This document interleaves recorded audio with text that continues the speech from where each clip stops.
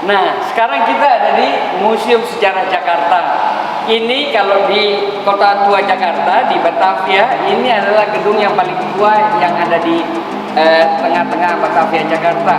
Gedung ini juga terdiri dari 2 lantai, di mana dulunya ya Museum Sejarah Jakarta ini merupakan dipakai sebagai kantor balai kota atau kantor gubernur daripada Gubernur Jenderal Belanda, VOC pada zamannya.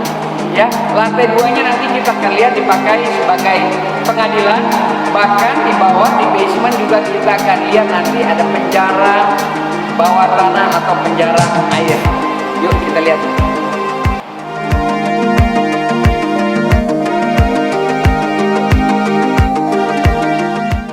Nah, teman-teman, sekarang kita ada di lantai 2.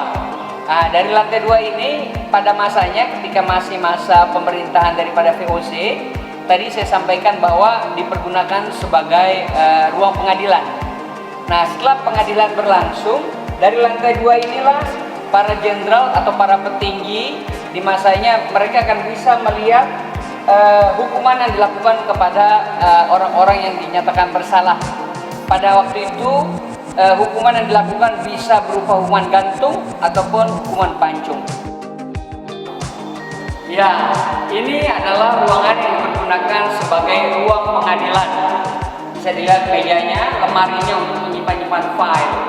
Ya, bahwa pengadilan dilakukan di sini. Yang bersalah mereka akan dipenjarakan di bawah. Jadi ada penjara di bawah, ada 6 penjara untuk laki-laki dan 1 penjara terpisah untuk wanita. Yuk, sekarang kita lanjutkan untuk melihat penjara di bawah.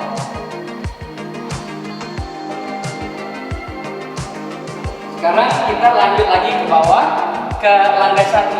Teman-teman bisa lihat warna daripada tangga ini. Ya, warnanya berwarna merah. Memang ini juga merupakan salah satu pengaruh daripada kebudayaan Cina. Bisa dilihat di bawah juga ada patung Pishu ya, hewan yang memang diambil dari mitologi daripada kebudayaan tradisi Cina. Nah, teman-teman bisa lihat ya besarnya pedang ini. Ini dipanggil dengan nama pedang hukuman atau pedang keadilan. Inilah pedang yang dulunya konon menurut cerita dipakai untuk memenggal ataupun melakukan eksekusi bagi para narapidana yang memang dinyatakan bersalah dengan hukuman mati. Nah, di dalam ini saya barusan dari dalam bahwa ini adalah merupakan penjara bawah tanah atau penjara bawah air. Di sini ada 6 penjara, 5 untuk laki-laki dan 1 untuk penjara wanita. Ya, penjaranya nggak besar, kecil seperti ini, tapi ini bisa menampung 20-30 orang. Dimana ketika pada masa musim hujan, ya mereka pun harus berdiri atau terendam di bawah air. Nah, ini adalah inscription atau peringatan mengenai pembangunan daripada gedung ini, daripada museum sejarah ini. Bisa dilihat teman-teman bahwa ya gedung ini dimulai dari Januari 1707 ya dan selesai pada 10 Juli 1710. Juli 1710. Jadi seperti saya sampaikan tadi bahwa ini adalah gedung tertua. Juli 1710 berarti ini sudah berapa tahun? 310 tahun ya gedung ini. Ya, bisa dilihat ini berakhir di zamannya Jenderal Abraham van Riebeeck. Ini juga orang terkenal, teman-teman. Abraham van Riebeeck ya, dia adalah orang yang pertama membawa biji kopi datang ke Indonesia. Saking cintanya di Indonesia dengan Indonesia, bahkan dia juga orang pertama yang mendaki Gunung Tangkuban Perahu di Jawa Barat. Ketika beliau wafat juga dia tidak mau dibawa pulang ke negeri Belanda, tapi dia lebih memilih untuk dimakamkan di sekitar daripada Gunung Tangkuban Perahu. Ya, teman-teman, ini adalah ruangan mural di mana di gedung ini, di ruangan ini pertama kali lukisan dibuat pada tahun 1975. Ya, ruangan-ruangan ini juga pada masa daripada kantor Gubernur Jenderal Belanda juga dipergunakan sebagai tempat untuk menjamu tamu-tamu di masanya. Nah, teman-teman, sekarang ini adalah toko souvenir daripada museum. Nah, menurut secara internasional, museum yang baik adalah memang harus mempunyai toko souvenir dan juga coffee shop, di mana para wisatawan setelah lelah keliling museum, mereka bisa membeli sesuatu sebagai oleh-oleh ataupun kenangan. Juga mereka bisa duduk-duduk sambil menikmati kopi panas ataupun yang dingin, sambil menikmati sejarah yang baru saja dilihat oleh mereka.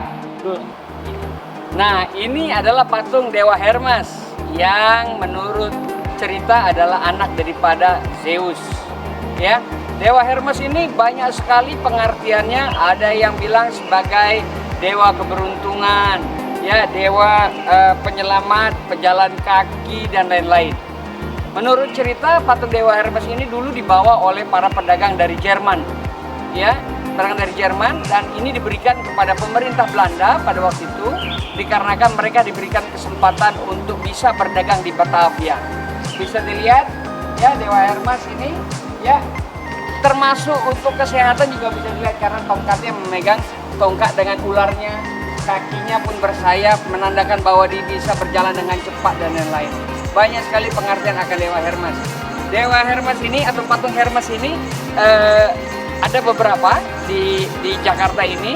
Ini adalah dulu yang pertama kali ada di Jembatan Harmoni. Tapi suatu saat pernah hilang, dicuri, ya, kemudian ditemukan lagi. Karena khawatir takut hilang lagi, disimpan di sini. Sementara yang di Harmoni dibuatlah replikanya atau duplikatnya supaya orang bisa melihat bahwa patung Hermes tetap berada pada tempatnya. Nah, teman-teman, ini koleksi atau inscription terakhir yang akan kita lihat sebelum kita meninggalkan museum. Ini bercerita mengenai satu orang tokoh bernama Peter Erlfeld. Dia adalah seorang keturunan Indo. Papanya Jerman, ibunya dari Siam ataupun dari Thailand. Ia adalah seorang pedagang yang kaya raya di Batavia pada masanya.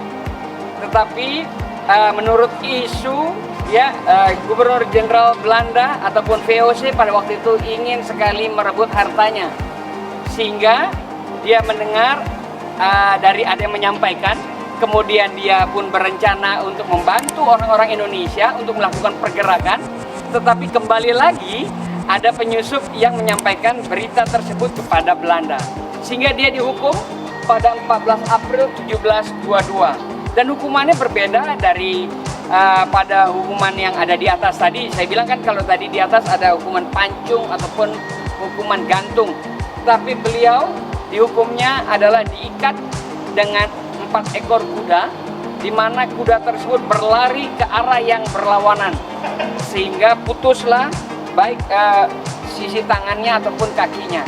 Sampai sekarang peringatan ini adalah memperingati orang-orang supaya jangan pernah mencoba melawan kepada kerajaan Belanda, ya.